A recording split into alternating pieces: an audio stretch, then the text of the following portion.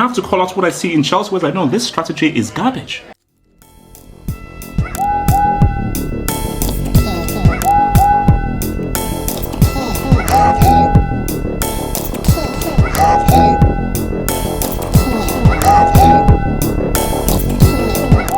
We have to have a Chelsea discussion because things have gotten out of hand.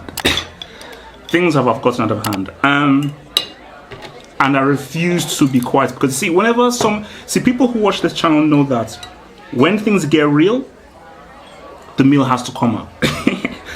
The meal has to come out when things get real, and things have gotten very real now. And I do believe that someone needs to speak up because it seems as if no one else is going to speak up.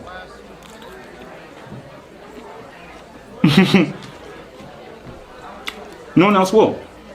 For Chelsea's transfer strategy makes no sense. Now, it does make sense if you agree with their direction, because there is a direction that they are going into. But it depends on if you agree with that direction, which sadly I don't. But let's say Chelsea are trying to win. Let's say the redeemed season is trying to come back and say what's up. If that is true, then this strategy makes no sense.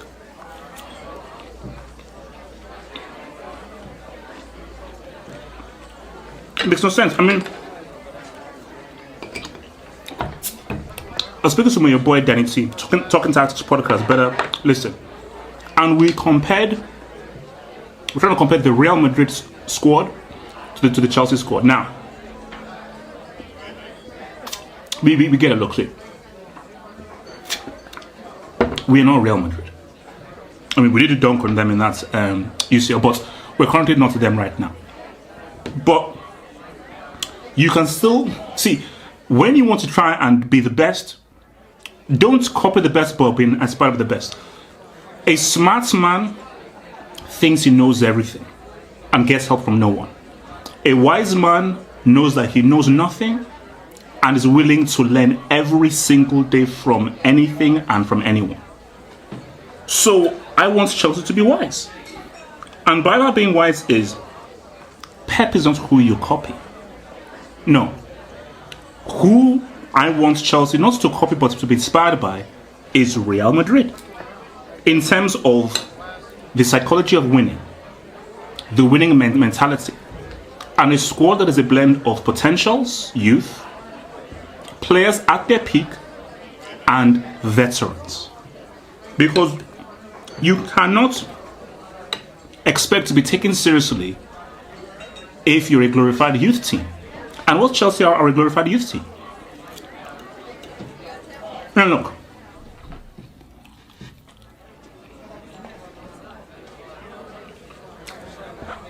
Was Bram perfect? No. Bram was not perfect. Bram made mistakes. There's never been a club that's only had dubs all the way through. Bram had L's, but he had dubs. And I'm sorry, Bram had more dubs than L's. Bram did more good for Chelsea than anyone. And I find it crazy when you know what Chelsea's history is to have any criticism towards Bram whatsoever. Because by a long way away, Ken Bates will agree and Prigers will agree, he is Chelsea's greatest ever owner. And Bram changed football. PSG, City, the way they've been run, who they've been bought by, the people that have been brought in, that started with the Bram. Bram changed ownership and he had a huge impact on football. That's for a different topic in terms of how Bram influenced how modern football is and how it is owned and run. But back to Chelsea.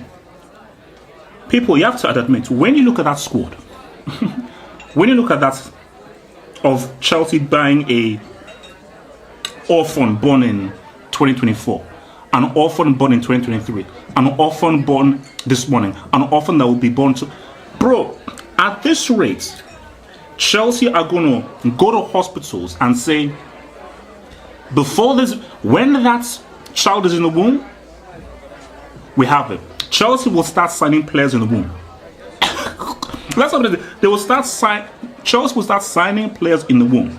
That is how ridiculous things have gotten. And how can any Chelsea fan, true Chelsea fan that cares about the club, if you truly care about the club and you want the club to do well, how can you look at the acquisition and be happy and be excited?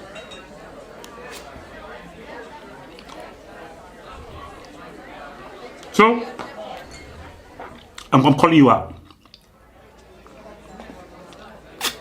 I'm calling you all out. That's his name. Mod, Alex Goldberg, my guy Nini, I love you, baby. We're calling you out as well. All of the huge Chelsea Blue Dodgers, absolute Chelsea. I'm calling all of the massive Chelsea influencers.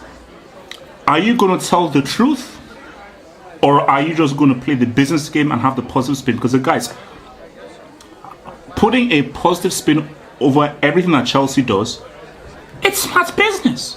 And let me be real. This is something that every man should accept and do. Never count another man's pockets. Never try to disrupt another man's business. So let me be clear here.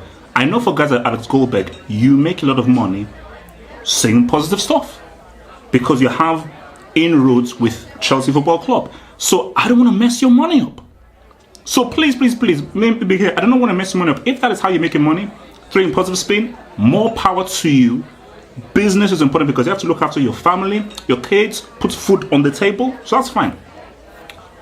But you have to be real with where you stand. So if you say that, look, it's a money play, it's a business thing, I just have to be a positive Chelsea guy, that's cool.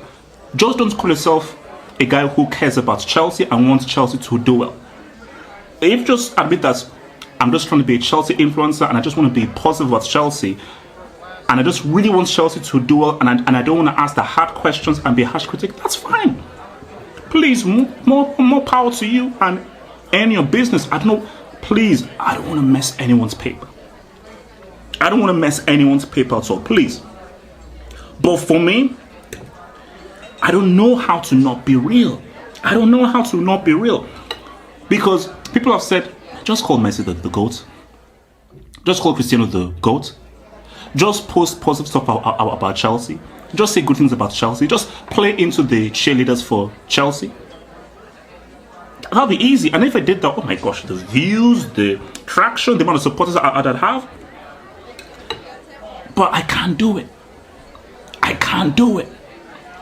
Because I love football too much. And because I love football too much, and this is a sport that I've loved ever since I had a brain.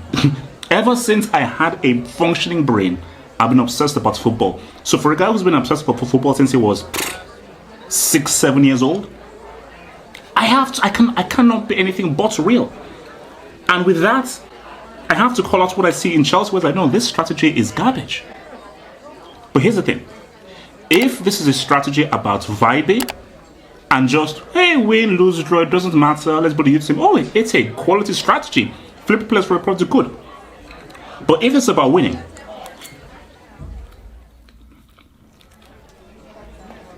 if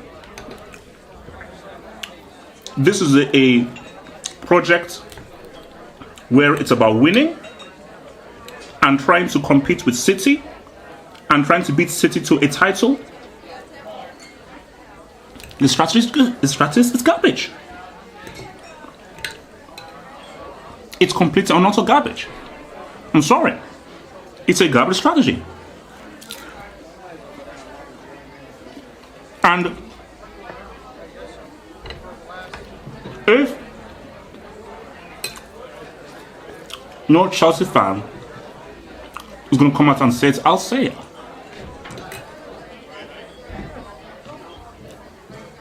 An ideal squad that wants to win. Let's keep it. An ideal squad that wants to win. Potentials, some youth, players at their peak, the very best, and veterans. The veterans, they teach the peak players and the youths how to win. The peak players, we expect you to deliver. We expect you to win us those trophies. We expect you to say what's up in those big games, and we expect you to be critical in helping us win. The potentials, we are the future of the club. And once the veterans go and the peak players now become veterans, see, it's like a conveyor belt. Once the veterans leave, the peak players become veterans. The potentials now become the peak players, then you now have the youth players. And it is a conveyor belt. And that is how you win a winning formula. That is what Real Madrid do. So once, look at Kroos is now gone, Modric will soon go. Once they now go, you will now see maybe Lucas Vazquez become a veteran. Now, Nacho left, but he now played that veteran role. So once those guys now leave, you now see the Bellingham come through and Vinny now come through. Now, Vinny will soon become a veteran of the club because of how long he's been there. So you have to have that through line. Sorry, my mistake. Dani Carvajal. So now once Nacho's now gone, Dani Carvajal, he's now the early statesman who, bro, I've been here. I have the UCLs, I have the La Ligas, and I will tell you what we demand from this club. Why did Chelsea get rid of all of the old players in one foul swoop? How do you get rid of Kovacic? How do you get rid of Kante? How do we get rid of Azpilicueta? Literally all of them. No, some of them had to go. Some of them had to go. All of them? Who do these players learn how to win? How these young players coming through?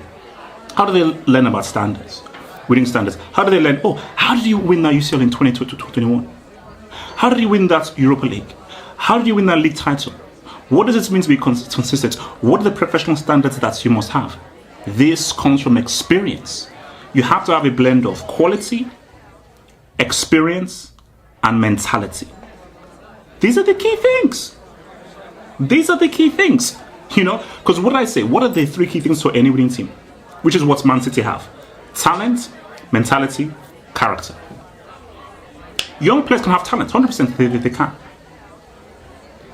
You don't have the mentality because you're too young. You may have the character, but your character truly gets built through losses, through wins, through pitfalls. So character gets built through experience.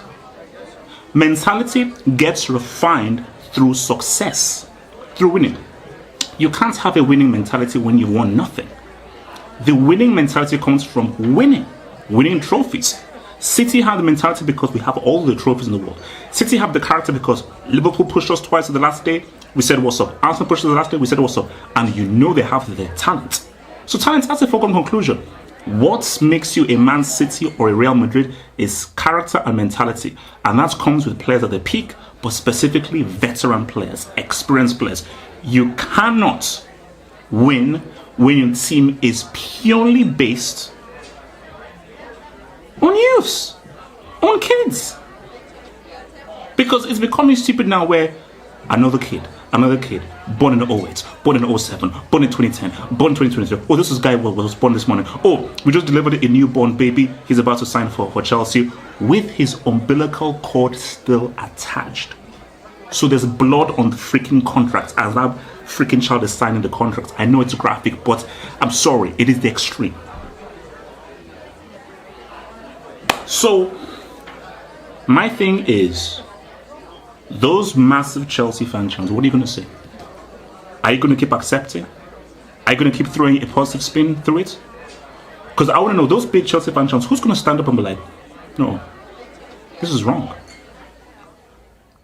Drogba didn't do all that for this. Lamps didn't do all that for this. Cavalli didn't do all that for this. Czech didn't do all that for this, you know. All the blood, sweat and tears of what these people, of what they built, what they won, what they strived for, everything they achieved in 2012, doing those league titles, those FA Cups, that's all the UCL. So all that they did, everything they achieved to take Chelsea from here to here, raise the profile of Chelsea from a domestic club that's in a few cup competitions to be a premier club that can beat a peak Barca, beat a peak Bayern at their crib, beat a Pep Man City in a final, beat a Real Madrid of that peak UCL team. So all that for a glorified orphanage? who's going to stand up and say, no, wrong, we don't accept this?